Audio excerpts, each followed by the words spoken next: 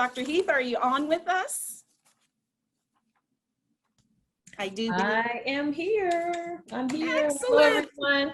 Thank you. I will just give a quick introduction. It's so good to see you.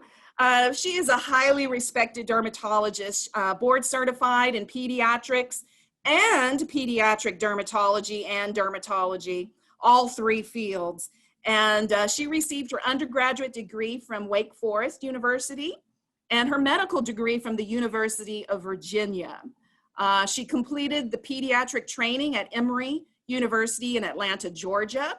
And she did her dermatology training at Mount Sinai, St. Luke's Roosevelt, and Beth Israel Medical Centers in New York City.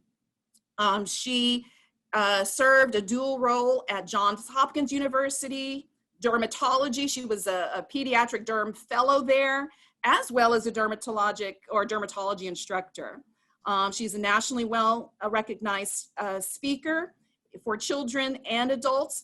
And she is currently the director of pediatric dermatology at Temple University in Philadelphia.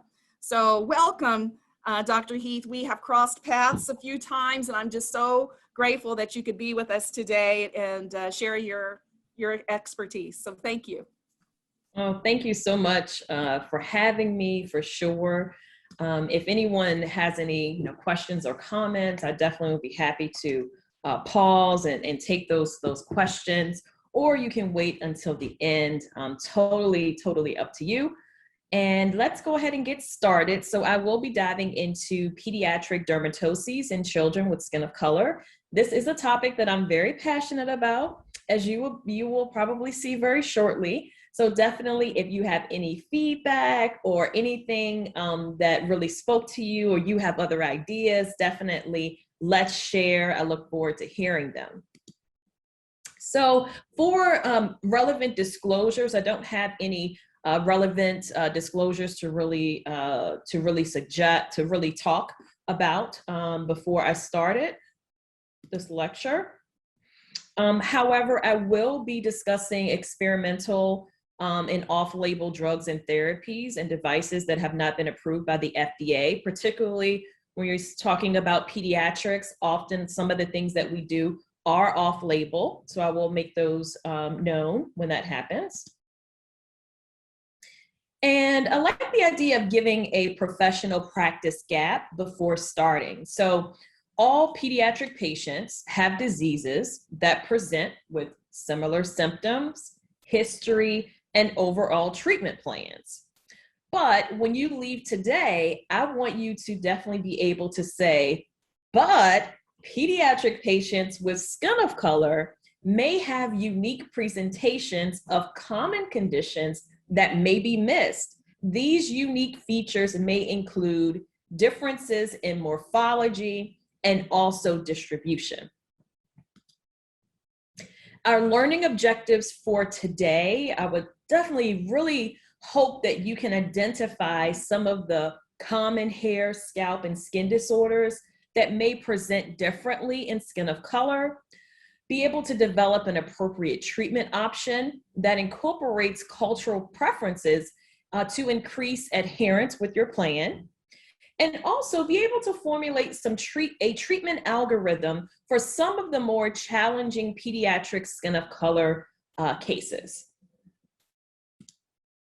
So of course, I don't mind. Let's get social. I know that someone is live tweeting throughout this conference, so please feel free to Twitter. I was going to say Twitter me. Tweet me, tweet me. Let's definitely continue the conversation beyond today. Okay. So so why is this a timely lecture to really focus on, pediatric patients, this subgroup of pediatric patients with skin of color? Well, as you heard from the prior lecture, by 2045, it's predicted that Caucasians will fall below 50% of the United States population. However, guess who's moving into that slot first of being majority minority? It is children. So before, when I would talk about this statistic, I would say it's predicted that by mid the year 2023, a majority of the children in the US will be minorities, but now they have definitely moved that up. So we'll see what the final numbers come out to be. But as of last year, we were supposed to have actually hit that for children being a majority minority in the US. So one of the things that I like to talk about first to really set the scene of seeing patients, seeing kids with skin of color. Well, the one thing you have to know is that their parents are going to emotionally bring their own history of skin concerns and experiences to the visit as well. So they may have on themselves experienced dark spots that last forever, having a lot of itching as a child from eczema, or maybe they did see a dermatologist in the past, but they did not have a very good an interaction because it seemed like the dermatologist was not culturally competent and maybe did not understand something to do with their hair, etc. They have, scars on the skin, or what they say is scars. But then also they have things that they just love about their skin and hair. So when you're talking to a family, especially a family that has a pediatric patient in your care, there are lots of players in the room, lots of ideas, lots of attitudes, and lots of historical references. So I know that makes it seem kind of heavy when you thought you just focus on the kid, but no, you actually have to take it all in order to be able to give that child the best care possible. So let's start with this case. So this is a 14-year-old who came in complaining about dark marks on the face that were worsening over the last 3 years. Past medical history was consistent with atopic dermatitis. And she was just doing some gentle cleanser, moisturizing her face with a lotion that contained cocoa butter. And a few times a week, she was even using a facial scrub. So your diagnosis, acne, post-inflammatory hyperpigmentation. So you talk to the family and you say, you know what, we are going to recommend some things for you, including benzoyl peroxide cleanser, clindamycin topically, tretinoin to use at night, gentle cleanser and moisturizer. And I would like to see you back in 2 months to see how your skin is doing at that time. Well, that seems like a very reasonable treatment plan for this child's acne. So you probably think, wow, I kind of hit that out of the park. That was a straightforward, acne presentation. But meanwhile, in the parking lot, this is what the conversation is. That doctor doesn't know anything. They do not know what they're talking about. That was a complete waste of time. All I wanted was something for the dark spots, and I didn't get it, okay? So we here as dermatologists know, yes, treating the underlying cause is so important, right? But we have to actually communicate and actually listen to what the patient is telling us so we can identify where that disconnect is. So the presenting complaint in this case was dark spots, okay? So the hyperpigmentation was the thing that brought them to the office. So it's important that you acknowledge that you see the pigment change and affirm that your treatment plan is designed to help with the underlying cause of the pigment change. So the same exact treatment plan, but with by the way, this is also going to address the hyperpigmentation or dark spots that I'm seeing on your skin that are actually due to the acne. Just that one statement can cause that patient to be unsatisfied with the visit to being very satisfied with the visit. And why is pigmentation such a big deal? Remember in the first slide, I said, parents are going to bring their own experiences with their skin and hair to that pediatric visit. So let's focus on hyperpigmentation. It is definitely one of the leading complaints that you see in patients with skin of color on all surveys that have been done and published. And this study, Act from 2017, actually said, well, okay, we know that hyperpigmentation has a huge impact on quality of life, but can we identify who it really affects the most quality of life wise? Well, women were affected more than men. Those specifically with post-inflammatory hyperpigmentation were most affected of the types of hyperpigmentation that were studied. The patients who were at highest impact had fewer years of formal education, and yet they also spent the highest amount of money out of pocket on skin enhancing products. So that is why it's important to really take that in. So in summary, for that point is hyperpigmentation. Say that you see it. I know it sounds simple, but say that you see it. And as soon as you start to do that, you are definitely going to notice that your patient satisfaction and hopefully adherence with the treatment plan will go up. Just explain it. And I do a lot of that. Here is another case. This is an infant who was under my care, and her mother brought her in because of these changes that she was seeing on the skin, the scaling in the scalp. She was having some areas of hypopigmentation, erythema. So mom was very, very concerned about her child's skin. So she's bringing the child to us to figure out what is going on, what can we do to help? So, okay, initial thoughts. We kind of think about, well, what are some of the things that this child could have? Could this be a really bad case of seborrheic dermatitis? Could they also have sebderm and atopic dermatitis? We kind of call that the AD sebderm overlap in peds derm.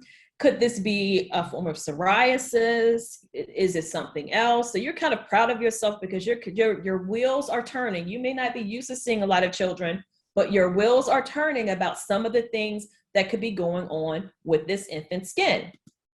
So you devise a plan. Antifungal shampoo like ketoconazole. You know what? We can use that as a body wash. Of course, we can't get it into the eyes, so that can kind of take care of that sebderm component. We can even start to have the family use some topical steroids in a low potency or medium potency form, and then just some general overall very, very gentle skincare. So, I mean, I feel pretty good about that plan. I'm on board with that plan. I feel great about that. So you tell mom that is what the plan is going to be, and then you think that that's it, like the end, visit's over, right? But what is the mom thinking right now?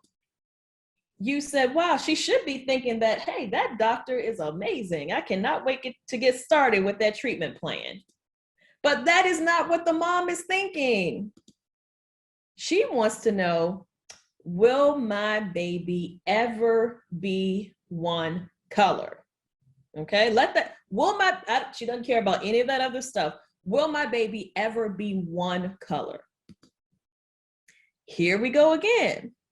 The missing piece. Acknowledge that you see the pigment change and affirm that the treatment plan is designed to help with the underlying cause of that pigment change.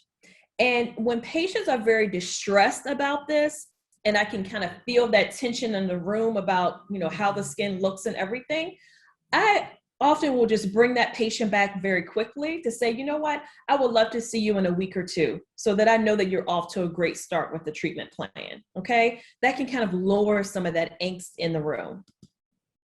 So why is it a big deal with pigmentation? Anyone is affected if they have some kind of pigment change in their skin, right?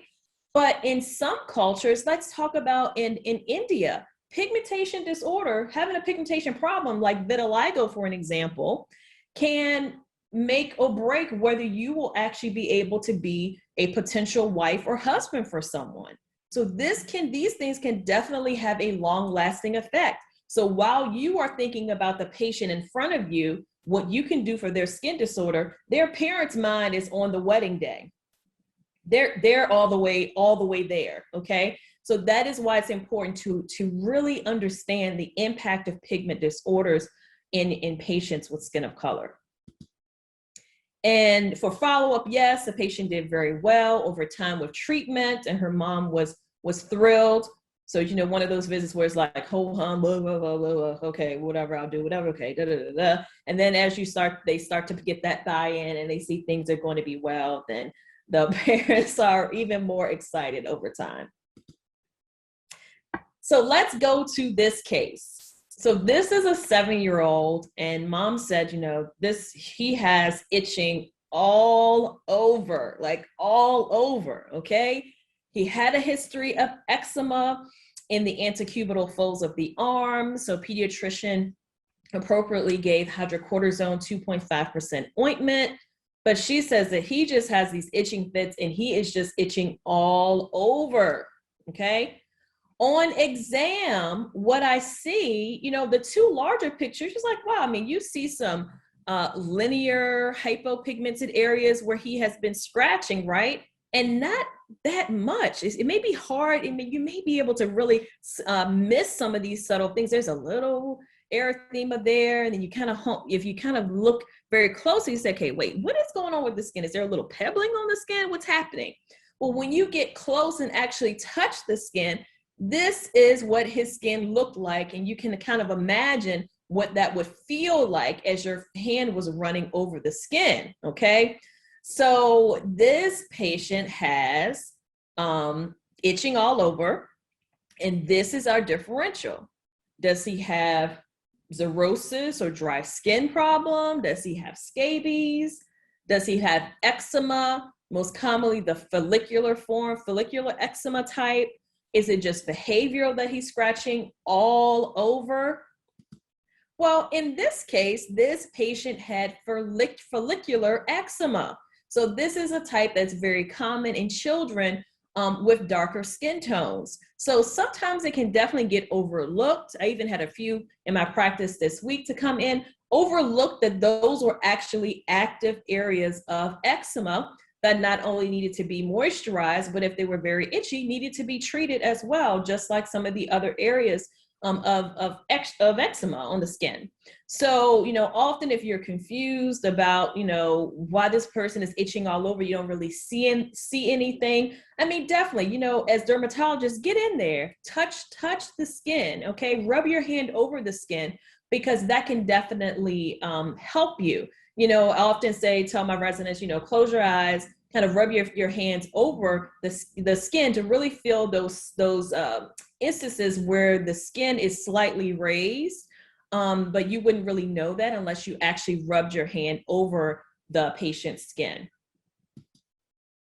So in summary, really listen to the parent. So the parent said they're itching all over, and they will hold that tone of all. Maybe they don't do that in Oklahoma, but the places where I've practiced, they will say, my child is itching all over. So the next time you hear that, think about me and say, uh-oh, we may have a case of follicular eczema undiagnosed, okay? You can save the day. So also, you know, why do I get so excited about talking about atopic dermatitis and spreading the word about atopic dermatitis and skin of color? And it's because it is way more than just eczema, okay? I really think looking more into this condition can really shed a light on health disparities and lots of advocacy opportunities. So we know that atopic derm is more treatment resistant in those with skin of color. There's a higher severity and prevalence of AD in kids who have even lived in neighborhoods that were perceived as unsafe, unsupported, or underdeveloped. So does that kind of connect to what Dr. Allen just talked about, possibly just this stress of living in specific neighborhoods, okay, triggering the eczema to be more uncontrolled? Black and Hispanic kids, they have an increased risk of persistence of atopic dermatitis. I know patients often, you know, want to know, will my child grow out of this? Well, data shows that if that patient is a Black patient or especially a Black female patient, that AD activity may persist into mid-childhood, okay? Hospitalization associated with having skin of color is associated with having skin of color and also being on Medicaid. So yes, it is not just eczema. There are layers to this that we can certainly peel back. And I look forward to looking into more of this over the course of my career. And I included some references here that are great reads, and I think they really start to kind of peel the just to try to take a little peek at some of the influences in the background about atopic dermatitis that we as dermatologists should rally together and start to learn more about. This is an example of a case of eczema herpeticum, and eczema herpeticum typically will occur in kids of younger ages, so those of 3 to 4. So for our residents in the room, our eczema herpeticum cases are where you have really active eczema on the skin, and then on top of it, you get an HSV as well. So that's why these kind of look like these little punched out erythematous erosions all over the face and the areas where this patient was having active atopic dermatitis flare. And these cases are more common in Asian children, way more frequently than in Black and Native American children. And it's also less likely to occur in lower income households. So now do you believe me when I tell you it's way more than just eczema? There are lots of things that we should be able to hopefully be able to figure out and advocate for our children with AD. Oh, this is another case. Okay, so this is really, a teaching point about people with brown skin. I know that it has already come up today, but it's worth emphasizing even in the pediatric population. So this skin here, you see these little white to yellow, possible little pustules, maybe coalescing a little bit. You see this erosion here. The skin is pulled back superficially. You can see this brightly erythematous erosion in the skin. And up here, you can kind of imagine this is the person's face, the little baby's face. So you have to kind of start to gather some clues here, okay, about the skin. So of course, examining the entire body is going to be very helpful. So let's go to the next slide so I can demonstrate why that is helpful. So if you now look at this child, if you look everywhere, you can see that the lateral cheek is pretty much the child's normal skin color. So if you look at the cheek and then go back and forth with your eye between the cheek, the trunk, and back to the cheek again and back to the trunk, you can see that this child is fully erythematous, okay? This child is almost erythrodermic, okay? So there is something going on. This is an emergency. We need to actually deal with this. What does the child have? And for another clue, looking around the mouth, I kind of call this like old man's mouth or something, because they have all these little cracks that kind of look as if they're wrinkles, but they're really not. They're kind of these fissures in the skin. And you can see it here as well. That's a clinical clue for this condition particularly. So this is an example of staph scalded skin syndrome in a patient, infant with brown skin. So you can see how if you don't get that child completely undressed to really assess what's going on, you may miss a child that is completely, erythematous, okay? And then, so what's causing some of the changes, on the skin? Well, they are due to epidermolytic toxins that are released by the Staph aureus itself. And board question for the residents: if you tried to prove that, this was due to staph, you would not do a culture just of the random skin. You actually have to, it's not, because that's not where it is in those pustules. That finding of that sloughing skin is coming from the toxins released by the Staph aureus. So if you wanted to try to culture, you would have to culture it from the nasopharynx area, the eye, the perineum, the umbilicus. Sometimes you can find it there. So now we're going to shift in the last half of our lecture to really talk about hair.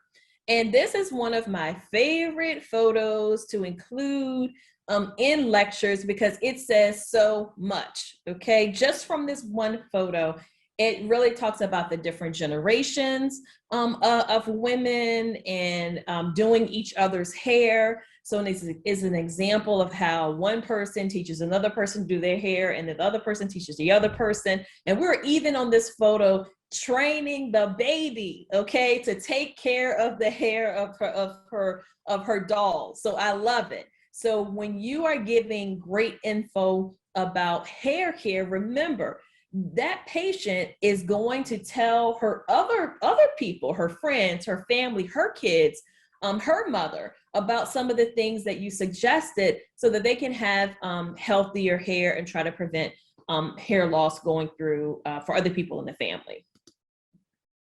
So first things first, instead of kind of jumping into saying, you know, you should do this and this, you recommend this, I like to kind of start with you know, the basics, okay? Which is, first you have to understand, well, what does it take to really take care of the hair of someone who has a baby or child who has tightly coiled hair? Well, they don't call it wash day on social media for nothing. Let me repeat that. They don't call it wash day for nothing.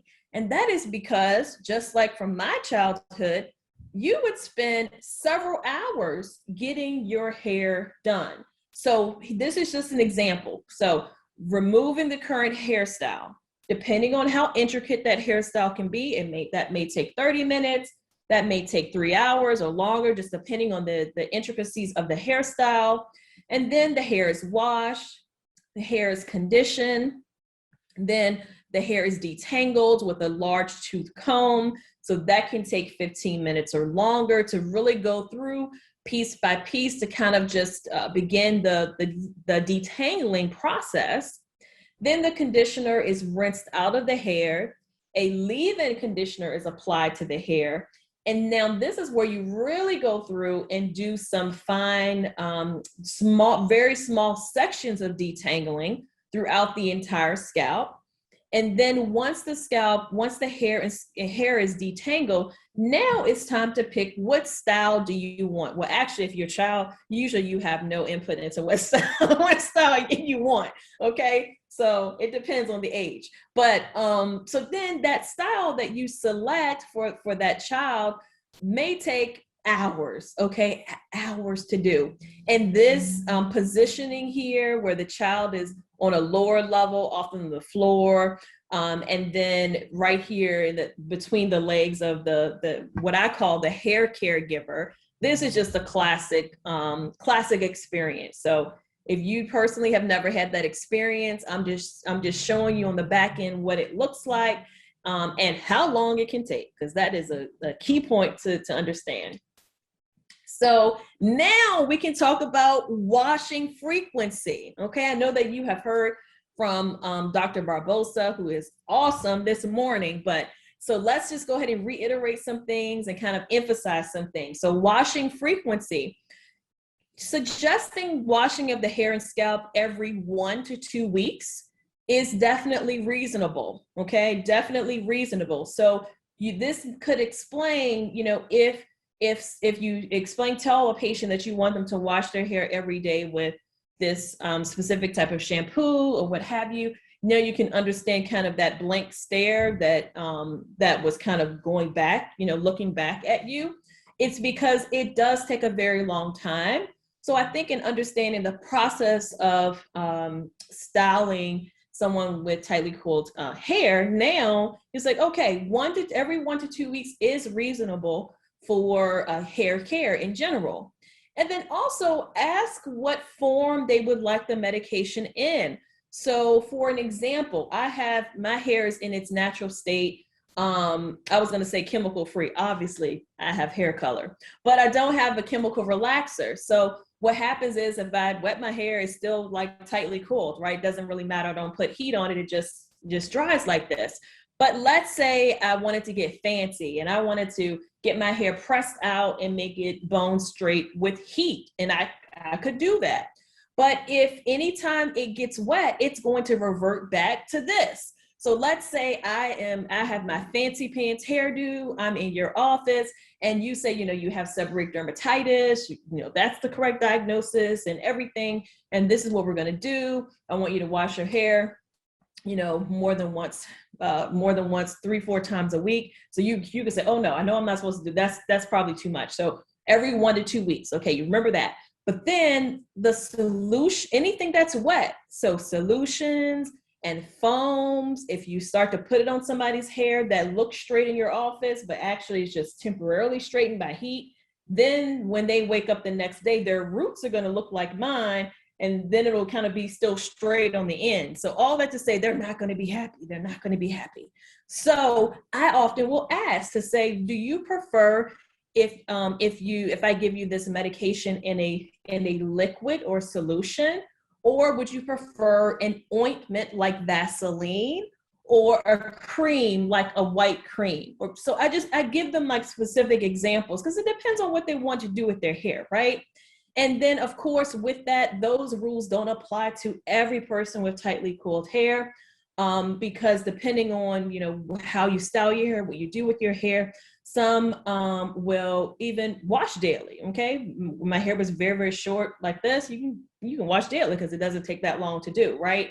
So it's always okay to ask, okay, give options, and that helps them to kind of buy in and be part of their own visit. So medication, vehicle selection, and cultural preferences matter. We want to keep moms happy. We don't want to give them something and then it it will undo the work that they spent, 4 hours trying to take care of. Okay. So how do you examine the scalp of a child with tightly coiled hair? Now, I guess I had hair like this growing up. I don't remember it being, this voluminous. But I recently became a bonus mom and to a teenager.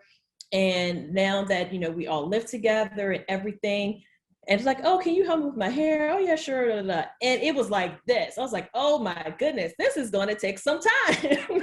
Okay. This is going to take longer than me. Right. So I love this picture because the kids are smiling. They're excited. Their hair's out. Somebody's about to do their hair, whatever. And then it can be very daunting. And it can be the same for the dermatologist as well. Like, oh my goodness, they're coming in for a scalp problem. How am I going to examine the scalp? Okay. So what I don't want you to do, I do not want you to do the lean in. Okay. You just kind of lean and look and say, well, I hope I can glean what I need to make the diagnosis just by leaning in. Oh no, I know that that's not what you do. And so of course, no, that's not the way to do it. So I did recently published in JAMA this article, An Approach to Examining Tightly Coiled Hair Among Patients with Hair Loss in Race Discordant Patient-Physician Interactions. So of course, I didn't really win the battle about the title that I wanted the article to be, but basically the article, and I kind of start the article out like this, and I basically talk about hair discordance.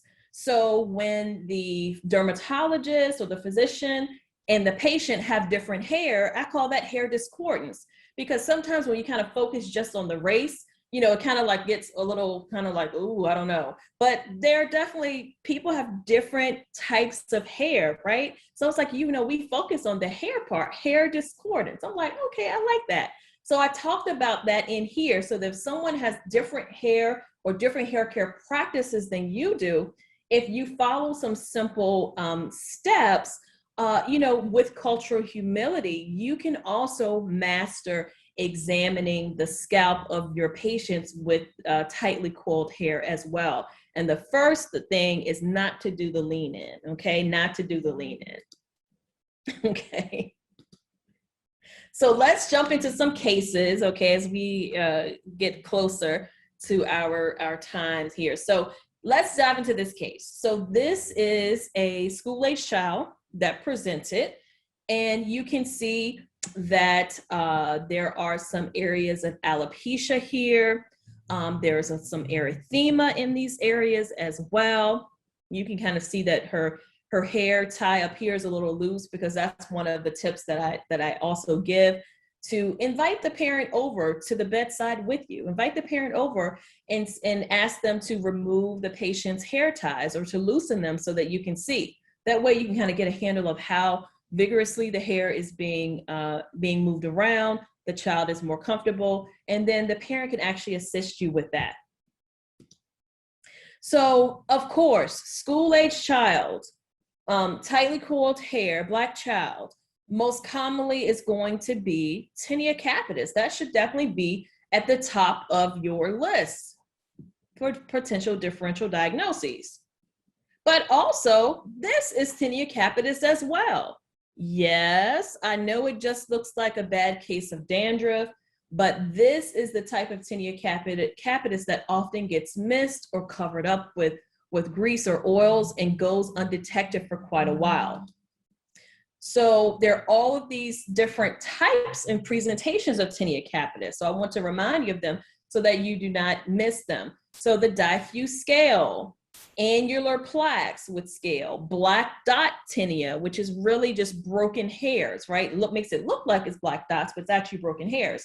Inflammatory tinea as well. So they're all different types, but they are the same condition. Here are some examples of them. Again, another case of diffuse scale, an annular plaque, an inflammatory example, and also a black dot case where it's really the black dots are really just broken hairs, all tinea capitis. So what do? You said, well, Dr. Heath, you looked and you said, okay, these are tinea capitis. It was easy for you. Well, sometimes it's not. So you actually have to prove. I have to prove, I think that's what it is, but I want to prove it to myself. So I love this study. It's an old study, but I love it. So they studied 100 consecutive children who came in with either scalp alopecia, scaling in the scalp, itching in the scalp, or occipital lymphadenopathy. Okay, so they documented all of that. And what they found when they cultured the scalp, the kids who had both alopecia and occipital lymphadenopathy had a 100% chance of having a positive culture for tinea capitis. Okay, and then the kids who had scaling plus occipital lymphadenopathy had a 96.7% chance of positive cultures. Okay, those are pretty high odds.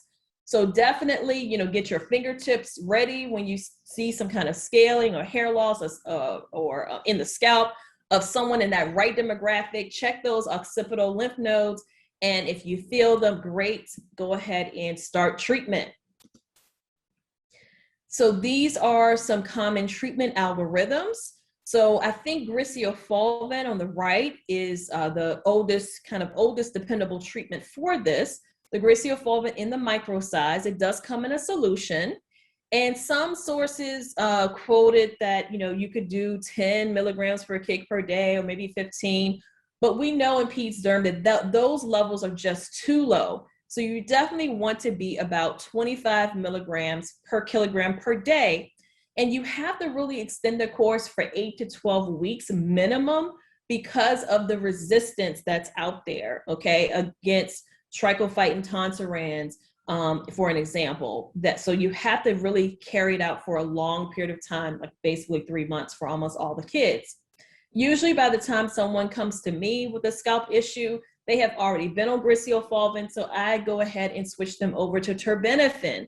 Yes, it does not come in a liquid, so we have to get a little creative with the 250 milligram tab, but these are some of the weights that are the common weights and the tablet. So the first one between 10 and 20, it's like a quarter of a tablet.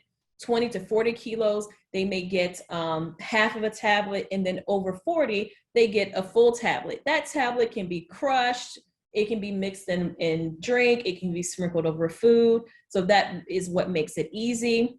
With terbinafine, you should be able to just use it for 4 to 6 weeks, okay, to get that patient to clear their tinea capitis.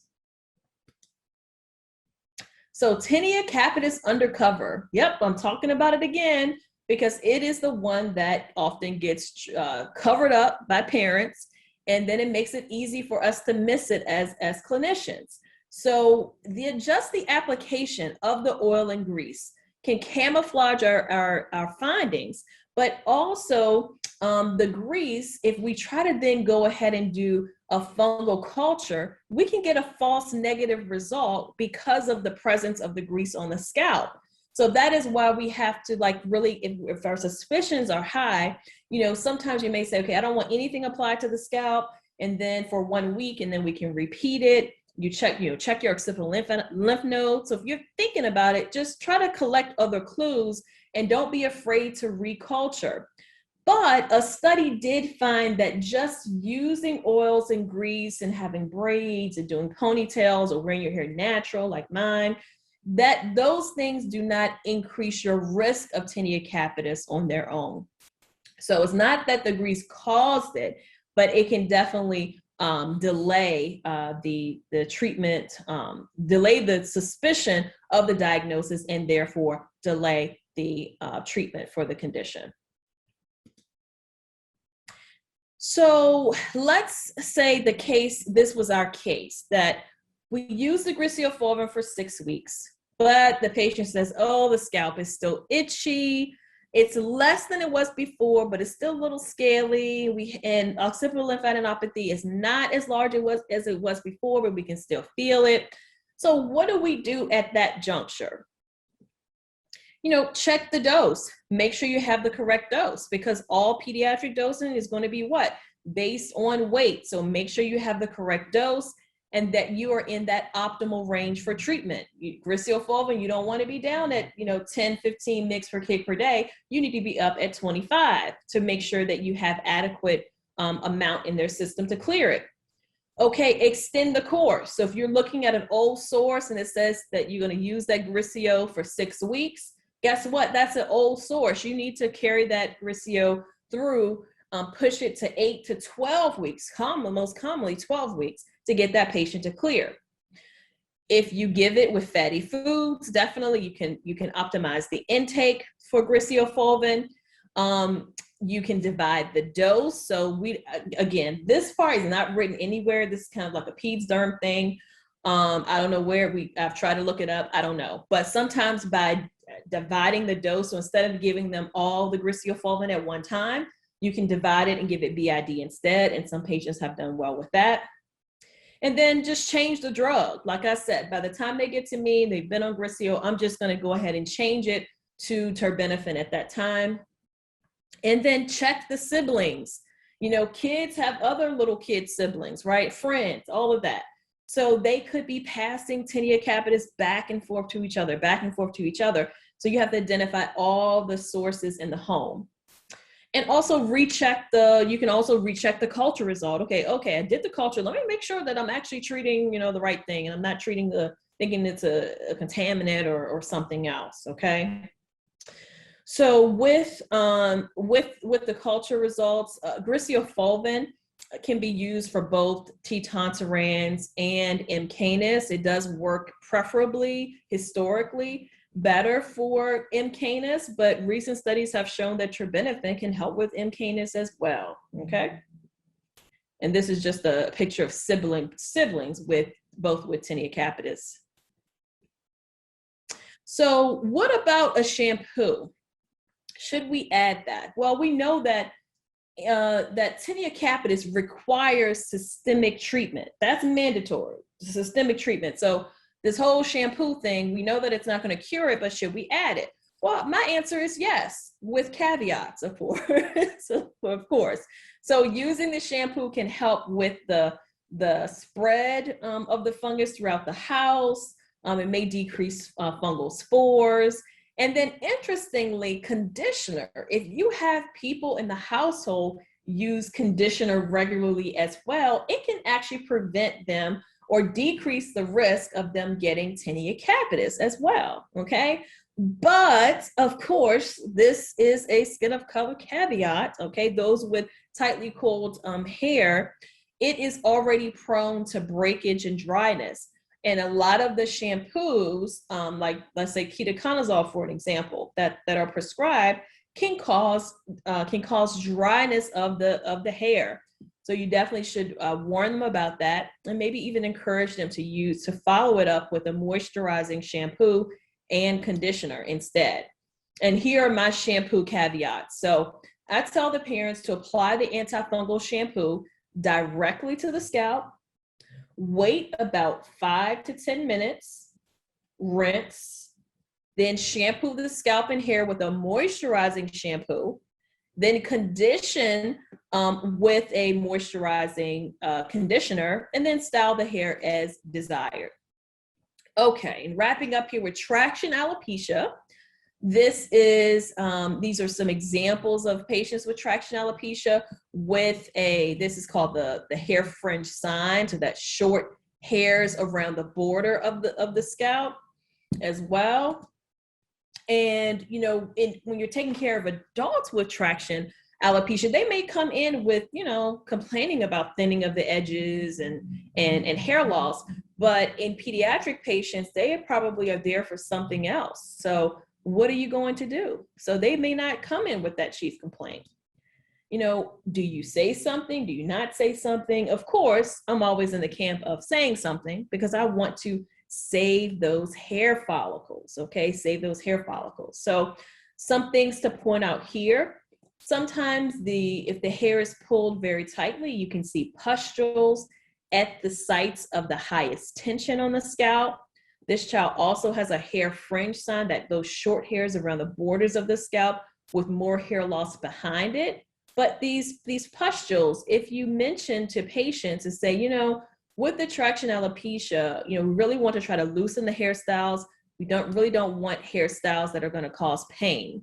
Or pustules on the scalp, those little bumps on the scalp. And they'll say, oh yeah, I have seen those before. So that's often something helpful to include. So also having the difficult conversation. So a child is there for some other reason, not their hair, and you see that they have really tight hair, hairstyle. Okay, they're at risk for traction or already start to have traction. So one of the techniques that I try to do is that, of course, we now know how long it takes to do the hair. So often we'll compliment the child on their hair, okay? And then what I would do is typically to not really correct, but really discuss some of the things that I'm seeing. So if it was this patient, I would say, hey, why don't you come to the bedside with me? I want to point some things out to you. Your hair is, beautiful. I love the color of your barrette, something like that. And then, so, this is what I noticed these here. These are little pustules, and often we can see that when the hair is being pulled too tightly, and we definitely want to maintain her edges. And edges is definitely kind of the more common social media word that refers to, the frontal hairline, and it refers to people having loss of edges, meaning that they have traction alopecia that's taking the edges away. So really you kind of get this buy-in. Remember I talked about the parent experience with their own issues. So they most likely could have traction alopecia as well. So we say, yes, we want the child to maintain all of her hair follicles and have full edges. So we definitely want to make sure that she has, please consider some looser hairstyles, okay? So hopefully you can get some buy-in from parents that way, okay? And then also hashtag save your baby's edges, save the edges. So I try to make that popular. I have said this, I know I've been saying this for years. I know people think I'm nuts, but anyway, it's starting to catch on a little bit, okay? I found this tweet. This person says, oh, I was only able to see one, meaning see one of your talks, and it was great. I'm on a mission to save the edges. Yes, okay? So I'm trying to convert as many people as possible to save the baby's edges. And if people say, well, I don't know what style to suggest, well, focus on the symptoms, right? So kids, they cannot, pick their own hairstyles, right? But they do yell and say when something hurts. So say if something is painful, or you see those little bumps on the skin or pustules, all of those are signs that the hairstyle is too tight, okay? Too tight. So focus on the symptoms. Don't get lost in the weeds about what type of hairstyle to, recommend, okay? And of course, I love the natural hair revolution that is going on right now. I just really believe that these hairstyles are going to save the hair follicles of tomorrow. And in conclusion, what have we learned today? When you see hyperpigmentation, you are going to say that you see it and make a plan. You are really going to listen to patients, you know, when they tell you that their kid is itching all over. You know that it's not just eczema, okay? Way more to it than that. Medication vehicle selection and cultural preferences do matter. And performing the scalp exam with cultural humility is definitely a skill to have. Oh, I put it in there twice because it's doubly important. And use pain as a sign that the hairstyle is too tight. So I hope that you have enjoyed this lecture today. And again, I thank you so much for the invitation. And this was fun. And I look forward to answer any questions that you may have at this time.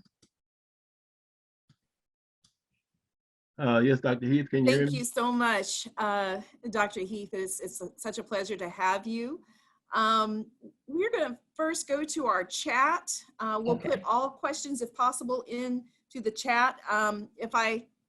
If you're needing to have a question and you're not able to put it in chat, we'll raise your hand or we'll get to you. Let's first have. I'm laughing at some of the comments in the chat. Dr. McLaughlin, go ahead. Absolutely. It looks like Dr. Heath has already beat me to it. So what are your thoughts on the hair accessories? And does it matter if we discuss things such as berets with a bow versus a stack of beads? Right. So we always want to emphasize, like I said, the pain, or if it feels too tight, if there are bumps there, and really the less weight, so the lighter the accessories are, the better. Also, we want to focus on using hair accessories that can be removed at night. So those are some like clues that I give. So I don't like to tell people they can't ever do something. I say there will be special occasions where you can do anything. But on those other occasions, let's just focus on doing something that is not going to be as tight. All right, perfect. And then we have another question that states, we're curious about what your thoughts are on for the most high yield way for culturing Tinea capitis, be it a fungal culture swab versus KOH versus a hair pluck culture. What do you find to be the most beneficial in helping to really solidify your diagnosis? Well, if this was a year ago, I would tell you that, I do the hair pluck. I use the 15 blade to take the scale off the scalp, which is often, have to get creative to do all of that. And then I send it off to the lab. But then I read this, it was just like 3 lines and maybe like a throwaway journal, I think. And it said, those bacterial culture swabs, often they have the blue thing, they have the one stick that that can actually grow can grow fungus as well. I'm like, absolutely. This. And if you call the lab, like LabCorp Quest, they will send you those, so you can get them for free. And guess what? By golly, they do grow out Teton Sarans and everything. So I've just been doing that now, nothing fancy. So I just rub that on the scalp and that's it. I mean, I was wetting Q-tip. It was a whole process, okay? But you can just use the blue top bacterial cultures and they also grow fungus. I didn't know that. Excellent. Thank you so much for that advice. The question is, what's your typical duration for your treatment course of terbinafine? Do you kind of recommend the same duration as Grisio of like 8 to 12 weeks? No. So I would do 4 to 6 with terbinafine. And typically I'm doing 6 weeks. Yeah, 6 weeks. And then, talking about on and off label, terbinafine is approved for kids for nail fungus down to the age of 2 and for Tinea capitis down to the age of 4. So I'm just giving you that by the way. But excellent. Thank you. A lot of clinical pearls there. I don't have questions that have come through. Is there someone else that had a question? Did I hear Dr. Wiley? Yes, you did, Dr. Ellen. How are you doing today? Just fine. Go ahead. I'll let you go. Go ahead and ask your question. Dr. Heath, I just had a question. That was a fantastic presentation, and I, like you, spent half of my consultation time educating, particularly people of color, patients of color, regarding misconceptions about skin and scalp care. But one question I had in particular was in terms of shampooing. And I missed the first part of the presentation about alopecia, but I sort of specialized alopecia when I was practicing. Uh, One thing I've told my patients, especially ladies of color, is shampooing. I usually recommend shampooing a minimum of 1 time a week. And growing up Black in America, sisters and mothers and cousins, I'm very familiar with the hair care day, believe me, and daughter as well. But depending on the condition, I recommend shampooing once a week and even twice a week. I began my discussion by saying the safest hairstyles in ladies of color is a natural or a carefully done press and curl. The most risky hairstyle was either chemicals and or traction. And of course, I had the response, even myself as the African-American dermatologist, I said, yeah, I understand what you're gonna tell me before you tell me, but let's look at this. If you're doing sports, if you're mowing the yard, if you're out, you need to shampoo the hair. One thing I also emphasize is trying to change the culture of oils and ointments, even medicated ointments. I had patients, a few of my patients who refused to shampoo once a week, and they would steroid their scalps with the risk of atrophy. I said, look, the medical care is shampooing, the steroid is the backup. So it did take a lot of education to change the concept of shampooing every 2 weeks. And I'm a big believer in shampooing should be done at the time of need. I would say don't let your hairstyle dictate your medical care. It was a saying I said over many years.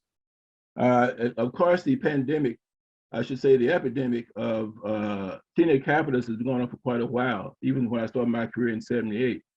One of the things I've noticed that culture plays a big role in that. I tell patients, look, culture determines this to a certain extent, particularly in Black men who get unsterile barbering or who's next. And those scales are transmitted patient to patient. I'd emphasize, try to find a barber that understands that concept. It even encourages some people, if the barber would comply, taking their own clippers. That didn't work out so well because, sometimes barbers take that as an insult, but I would recommend that as a baseline way to start to find a barber understands these sterilized clippers as best he could. Tinea capitis is an epidemic. All the forms you mentioned, I've seen and treated. One thing I've learned from my experience was that I seldom use griseofulvin because I didn't find it to be as efficacious. Plus the risk of hepatotoxicity. Terbinafine has been the standard treatment for me for many years because it's more efficacious with less risk. And I think my experience was that in that particular regard. So I would like to get your comment in terms of that option of terbinafine as the first choice. The only time I would use Grisio was when the insurance company required to use griseofulvin for treatment of tinea capitis. Right. And that's exactly what I was going to say. It really depends on where people live. Terbinafine is my go-to, but depending on what insurance plans that the patient is on will determine that. I know we're supposed to be the doctors, I know, but sometimes the insurance plans will. And so you just have to really use what you have. So since I do a lot of speaking all over the country, I try to definitely include both because there are certain parts of the country that they just cannot get terbinafine, especially for their Medicaid patients. So it's always an issue. And Right. definitely I do appreciate your comments about shampooing. I certainly agree with you. I even tell people, when I'm treating them for really bad sebderm and they don't wash their hair for a month and things like this, it is definitely has to be a conversation about a cultural shift. Okay. Trying to wash once a week. And I tell them that I want to see you back. I don't say I want to see you back in 6 weeks. I say I would like to see you back in 6 washes. Okay. It really emphasizes that, this is the important part of the thing that you want us to treat. So I totally agree with that. And also, I would love to meet you. I was born in 1978. So I'm like, let's just listen to Dr. Wiley. I just want to see what he has to say. So thank you. One policy is that over the years, I've seen the number of Black dermatologists increase, which has been a wonderful thing. And I hope, and Dr. Allen and the University of Oklahoma continue to increase number of minorities, especially natives. And I know this is a broad presentation, but in my career, I've never met a Native American dermatologist. And I think that's something that really needs to be addressed and looked at and definitely corrected as soon as possible. Right. Thank Well, you. Go ahead. Go just ahead. my last comment, it was just that, we may not be able to have, all patients everywhere have a dermatologist that looks like them. But my goal for my career is so that every dermatologist, regardless of skin tone, will be culturally competent and can go into that room with any patient of any skin tone, and they have a great patient experience and treatment outcome. That is the goal as well. Thank you, Dr. Heath. Thank you. Excellent. Thank you so much. We could spend probably even another hour just going back and forth on this, and I'll have to talk off the Zoom because I have a couple other things I wanted to ask you as well. But at this point, we have reached our lunch break, and so people can take a breather